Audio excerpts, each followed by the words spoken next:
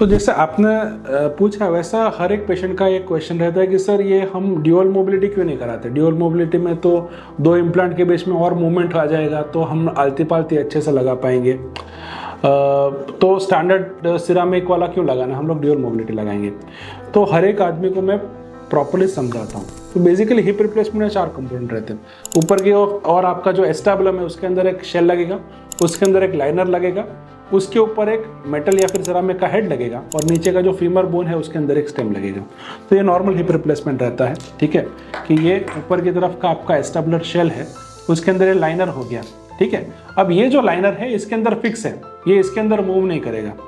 उसके अंदर आपका हेड आ गया और नीचे की ओर आपका ये स्टेम आ गया। तो ये है नॉर्मल हिप रिप्लेसमेंट। ठीक है, ड्यूअल मोबिलिटी में क्या होता है कि ये आपका शेल हो गया, उसके अंदर आपका लाइनर है। अब ये लाइनर इसके अंदर फिक्स हो गया, पर उसके अंदर एक और कंपोनेंट आता है, एक और लाइनर आता है ये, और उसके ऊपर ये हेड आता है। तो इसके अंदर 2 जगह पे मूवमेंट होता है, एक हेड और ये वाले के बीच में, और दूसरा ये जो कंपोनेंट है और ये लाइनर है उसके बीच में मूवमेंट। ठीक है, तो इसके लिए इसको ड्यूअल मोबिलिटी बोलते हैं। ठीक है, पर ड्यूअल मोबिलिटी उसके लिए हम लोग इस्तेमाल नहीं करते कि पेशेंट नीचे बस के आलते पालते लगाए या फिर उकड़ो बैठे या फिर नमाज पढ़े, उसके लिए हम लोग ड्यूअल मोबिलिटी नहीं करते।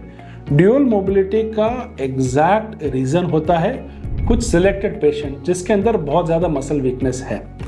ये डिसलोकेशन प्रिवेंट करने के लिए ड्यूअल मोबिलिटी हम लोग इस्तेमाल करते हैं। यानी कि कुछ ऐसे पेशेंट जिसके अंदर एक बार सर्जरी फेल हो गया, रिवीजन सर्जरी हम लोग कर रहे हैं, उसके अंदर किसी पेशेंट को न्यूरोमस्कुलर प्रॉब्लम जैसे कि पार्किंसन की बीमारी है, उसके अंदर ड्यूअल मोबिलिटी इस्तेमाल करते हैं। या फिर कभी कभी आजू बाजू के मसल जिसको एब्डक्टल मसल्स बोलते हैं उसका वीकनेस हो, उसके अंदर भी हम लोग ये ड्यूअल मोबिलिटी इस्तेमाल करते हैं। बट प्राइमरी हिप रिप्लेसमेंट जो यंग इंडिविजुअल होते हैं उसके अंदर हम लोग ये अवॉइड करते हैं, क्योंकि रिजर्व ऑप्शन रहता है। अगर पहला सर्जरी आपका फेल हो जाता है तब रिवीजन सर्जरी के लिए हम लोग ये ड्यूअल मोबिलिटी यूज करते हैं। इसको प्राइमरी सर्जरी के अंदर इसका सिरामिक ऑन पॉलिश से ज़्यादा बेनिफिट एस्टैब्लिश नहीं है, बहुत सारे रिसर्चेस इसके अंदर हो चुके हैं। तो आई थिंक ड्यूअल मोबिलिटी ज़्यादा मार्केट किया जाता है उसके हिसाब से कि इसमें आलती पालती आप अच्छे से लगा पाओगे, बट उसका ज़रूरत प्राइमरी हिप रिप्लेसमेंट जैसा आपको एवीएन है उसके अंदर करने की ज़रूरत नहीं है। इसके अंदर हम लोग आपका standard hip replacement direct anti approach से करेंगे, अच्छा joint ceramic on poly use करेंगे, आपका अच्छा रिजल्ट आ जाएगा।